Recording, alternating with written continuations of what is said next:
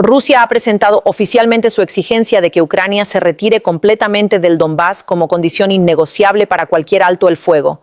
Con un ejército de casi 600.000 efectivos desplegados en el frente, esta exigencia inicial dibujaba un panorama bastante alarmante en cuanto al rumbo de la guerra. Sin embargo, el ambicioso plan de Vladimir Putin en la mesa de negociaciones comenzó a fracasar estrepitosamente sobre el terreno en muy poco tiempo. Hoy, desde las ciudades del Donbass hasta las vastas llanuras de Zaporilla, desde los pantanos de Jersón hasta los estratégicos bosques de Kharkov, un mismo escenario domina todos los frentes. La maquinaria bélica rusa sufre ahora los mismos cuellos de botella crónicos y el mismo agotamiento a cada paso.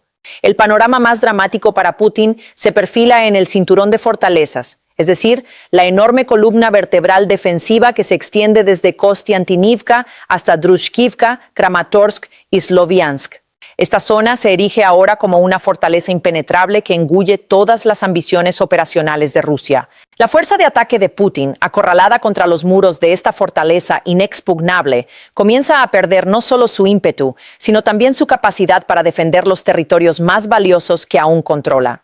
Porque, según United 24, Rusia está experimentando su primera pérdida territorial neta realmente clara en esta guerra, tras haber sacrificado a casi 100.000 soldados en 6 meses simplemente para capturar una pequeña área en Donetsk. Sorprendentemente, pero cierto. En particular, en el esfuerzo por capturar Pokrovsk y el cinturón de fortalezas, un número récord de soldados rusos jamás regresará. La imagen lo dice todo. Rusia inició la primavera de 2026 con la ilusión de un gran avance que desgastaría a Ucrania en el frente. Se esperaba que Moscú utilizara su enorme poderío militar para romper las líneas defensivas una a una. Sin embargo, el campo de batalla no se ajustó a los cálculos teóricos elaborados por el Kremlin a puerta cerrada. Todo comenzó cuando el Instituto para el Estudio de la Guerra confirmó que Rusia había sacrificado cientos de miles de soldados por tan solo 350 kilómetros cuadrados de territorio. Esta cifra demostró que el ritmo de avance ruso se había reducido en un 80% con respecto al año anterior. Pero el impacto de esta situación fue mucho mayor de lo esperado, porque capturar tan solo 53 kilómetros cuadrados en la región de Donetsk le costó a Rusia más de 25.000 soldados. Esta no es una estadística cualquiera. Es la prueba más contundente en la guerra moderna de cómo un ejército se consume a sí mismo.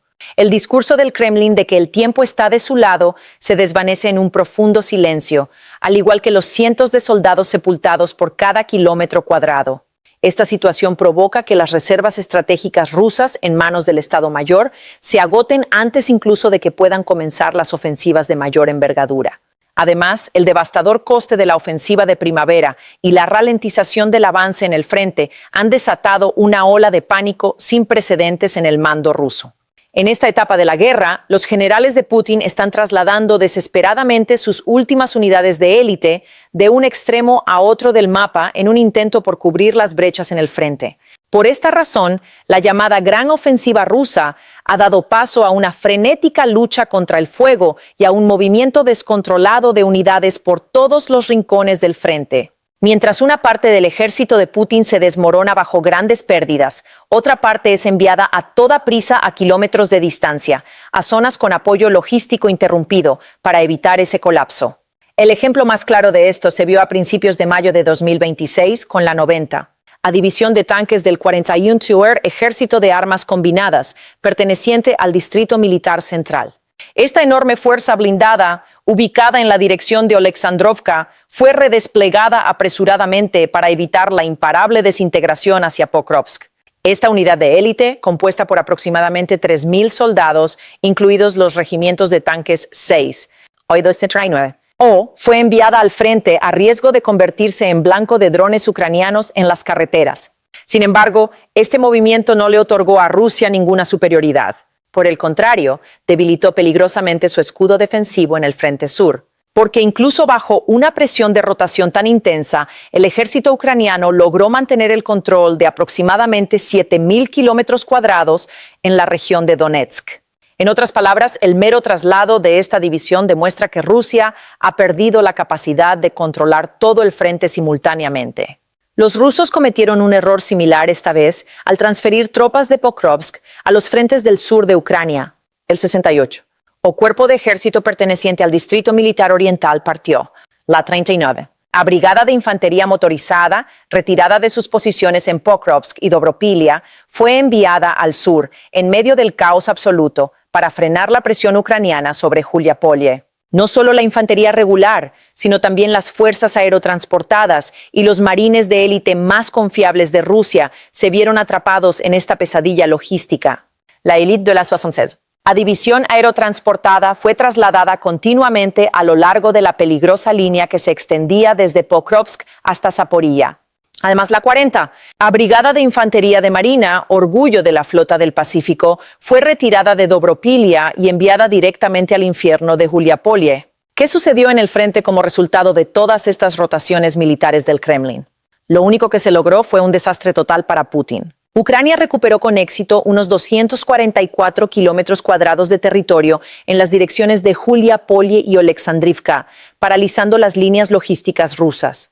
Esto marcó la primera pérdida territorial neta, clara y significativa de Rusia desde la operación de Kursk en agosto de 2024. En otras palabras, aunque Putin puso a su ejército en una espiral rotatoria, se enfrentó a una situación inesperada precisamente en los sectores de Juliapolye-Oleksandrivka.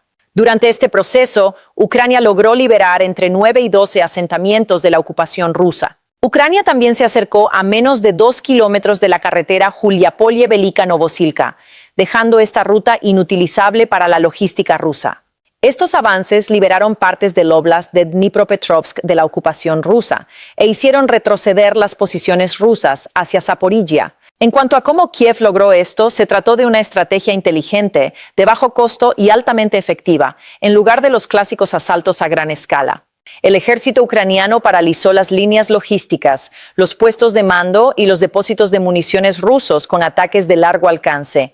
En concreto, los centros logísticos rusos cercanos a Velika Novosilka fueron atacados desde aproximadamente 23 kilómetros tras las líneas enemigas. Como consecuencia, las unidades rusas no pudieron recibir municiones ni refuerzos y la coordinación se interrumpió.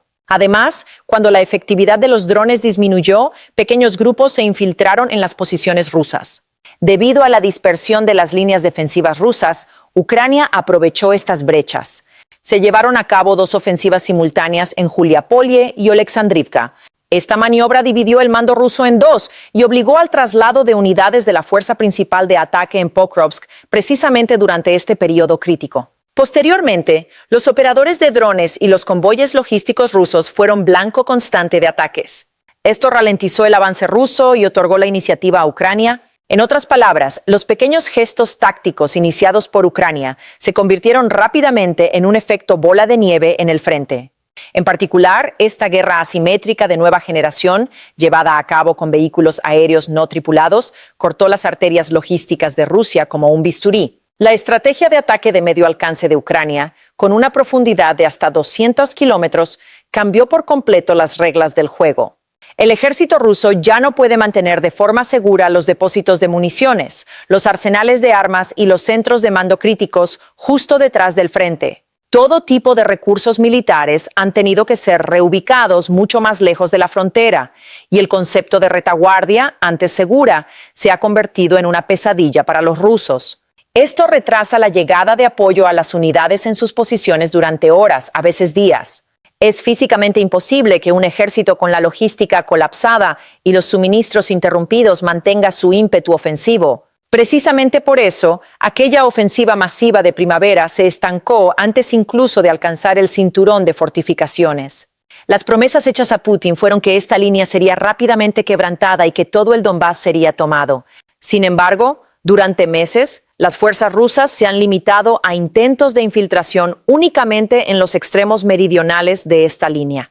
El cinturón de fortificaciones no se está derrumbando. Al contrario, se ha convertido en un agujero negro que engulle el poder ofensivo del ejército ruso y destruye con fuego de artillería a cualquier unidad rusa que intente infiltrarse. Al observar el mapa, vemos que Rusia solo puede generar confusión táctica alrededor de esta línea y no puede obtener profundidad estratégica. ¿Acaso los rusos tomaron alguna medida para revertir esta situación? A medida que mayo se convertía en una pesadilla para el Kremlin, el estamento militar ruso tomó una decisión crucial. Para evitar los disturbios surgidos en el Donbass, al sur, la atención se centró nuevamente en las líneas del norte. Los rusos querían probar suerte en el corredor que va desde la frontera hasta Kharkov. Para Putin, esto no era más que una apuesta arriesgada, porque incluso en el norte, en las direcciones de Yarkov y Oskol, la situación del ejército ruso se había vuelto lamentable. La intensa presión de los drones y las deficiencias logísticas dejaron al 122, o Regimiento de Fusileros Motorizados ruso, aferrándose a duras penas a la orilla oriental del río Oskol. Este regimiento, con menos de 100 soldados, se convirtió en un microcosmos de la grave situación que atravesaba Rusia en el frente norte. Estas importantes retiradas y bajas en el campo de batalla también provocaron una profunda fisura en la jerarquía militar del Kremlin. A mayo de 2026, la purga secreta iniciada en el Ministerio de Defensa ruso evidencia que la responsabilidad del fracaso recae sobre los generales. Tras perder 100.000 soldados en el frente, Rusia también pierde ahora a su experimentado mando por motivos políticos. Kiev, por su parte, intentó afianzar su control para obtener un doble beneficio. Esta iniciativa de Ucrania no se limitó a la conquista territorial. La dimensión tecnológica de la guerra convirtió los sistemas multimillonarios de Rusia en chatarra. Al analizar en detalle esta guerra invisible, observamos cómo las unidades de la Guardia Fronteriza ucraniana paralizan sistemáticamente el sistema operativo ruso en el frente. Los sistemas de defensa aérea rusos que vigilaban el campo de batalla fueron hábilmente atacados por drones ucranianos. Los sistemas Shtora, que neutralizan los misiles, y los sistemas Volna, que mantienen activa la red de comunicaciones, corrieron la misma suerte y fueron destruidos. 6 antenas repetidoras que conectaban a las fuerzas rusas en el frente fueron destruidas una a una y las comunicaciones quedaron completamente interrumpidas. La destrucción de estas antenas equivale a paralizar el sistema nervioso central de un ejército moderno. Tanques con las comunicaciones cortadas, artilleros sin saber dónde disparar y unidades de infantería enfrentándose entre sí. Así de profundo es el caos que reina en Rusia en el frente. En este entorno ensordecedor, los drones interceptores Sting de nueva generación de Ucrania son capaces de llevar a cabo ataques aéreos sin precedentes. Según United 24, estos sistemas desarrollados por Wild Hornets destruyeron más de 120 objetivos aéreos rusos en un solo ciclo operativo, estableciendo un nuevo récord. Los enjambres de vehículos aéreos no tripulados que Rusia lanza durante la noche son interceptados uno a uno en el aire por estos misiles Sting, equipados con tecnología estándar de la OTAN. Además, el avión interceptor ucraniano P-1 Sun neutralizó con éxito incluso la tecnología más reciente de Rusia, los vehículos aéreos no tripulados Gerbera equipados con FPV. Esta superioridad absoluta en el aire destrozó por completo el temible escudo antiaéreo ruso en tierra. Los radares Costa, que conectaban todos estos sistemas, tampoco escaparon a esta destrucción. Al quedar inoperativos, todos los objetivos del ejército ruso quedaron totalmente expuestos. Esta pérdida de radar convirtió la defensa aérea rusa no solo en un conjunto ciego, sino también en un montón de metal completamente inoperante. Pero los éxitos de Kiev, que se han convertido en un efecto bola de nieve, no se limitan al frente, porque la capacidad de ataque profundo de Ucrania está a punto de colapsar por completo la columna vertebral logística de Rusia. Los drones de alcance medio de nueva generación utilizados por el ejército de Zelensky han comenzado a mantener bajo fuego constante los principales corredores de transporte de Rusia en zonas ocupadas como Mariupol y Crimea. En particular, nodos logísticos críticos como estaciones de tren, depósitos de combustible y puentes ya no son rutas de tránsito seguras para Rusia. Cuando este colapso tecnológico y táctico se combina con la profunda crisis demográfica e industrial que atraviesa el Kremlin, se sientan las bases de un camino irreversible para Putin. Aunque la industria de defensa rusa ha incrementado su producción mensual, las pérdidas en el frente superan con creces dicha producción. Reemplazar estas terribles pérdidas mensuales, que superan las 35.000, se ha convertido en una tarea imposible para Rusia. En el primer trimestre de 2026, el reclutamiento militar ruso se desplomó un 20% con respecto al año anterior, lo que ha mermado gravemente la calidad del ejército. La idea de que la guerra es un camino sin retorno se ha extendido tanto entre los jóvenes que ni siquiera las promesas de sueldos exorbitantes bastan para paliar esa desmotivación. Las cuotas de reclutamiento impuestas a las universidades y los contratos obligatorios en las escuelas técnicas están generando una ola de malestar social, silenciosa pero profunda. El sector más educado y productivo de la población está siendo enviado al frente o buscando la manera de huir del país. Esta situación está hipotecando el futuro de Rusia. Si bien el gobierno de Putin evita la movilización general por temor a una explosión social como la de 2022, la escasez de personal en el ejército se agrava día a día. Esta merma de efectivos, sumada a los cuellos de botella tecnológicos en la producción de vehículos blindados, reduce drásticamente la capacidad de ataque del ejército ruso. Según analistas independientes, Rusia está lejos de compensar los 24.000 vehículos blindados que ha perdido desde el inicio de la guerra con sistemas modernos. Las fábricas rusas, al no poder acceder a chips y componentes ópticos esenciales, sufren graves cuellos de botella en la producción de tanques modernos. Si bien el Kremlin está enviando tanques antiguos, como el T-62, recuperados de almacenes soviéticos, al frente para paliar esta deficiencia, estos vehículos no sirven para nada más que como blancos en la guerra moderna con drones.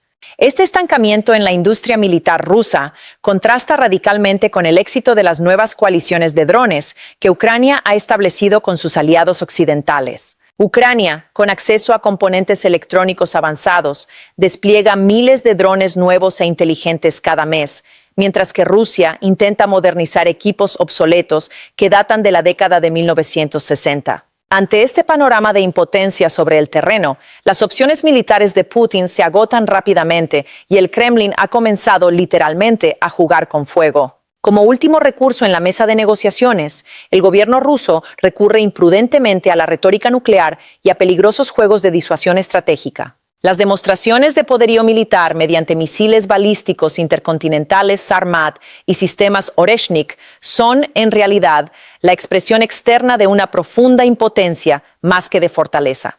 Estas declaraciones apocalípticas no son más que un intento de un ejército incapaz de avanzar ni un solo paso en el frente para infundir temor psicológico en Occidente y obligarlo a sentarse a la mesa de negociaciones. Por otro lado, las peligrosas maniobras de apertura del Frente Norte, orquestadas por el líder bielorruso Lukashenko, están perdiendo credibilidad en el ámbito internacional. Esto se debe a que la participación plena y oficial del ejército bielorruso en esta guerra conlleva el riesgo de un suicidio político absoluto y un colapso interno inmediato para el régimen de Lukashenko. En otras palabras, tampoco parece probable que el aliado más cercano de Putin obtenga una ventaja significativa.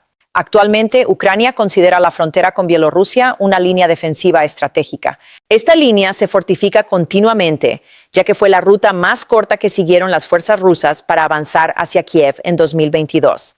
Se afirma que aproximadamente 15.000 soldados ucranianos se encuentran en alerta ante posibles amenazas a través de esta línea. Esta cifra se basa en declaraciones del Servicio Estatal de Guardia Fronteriza de Ucrania y del experto militar Andrei Morochko en abril de 2026. Además, en lugar de grandes despliegues a nivel de brigada en la frontera norte, Ucrania utiliza grupos mixtos y flexibles.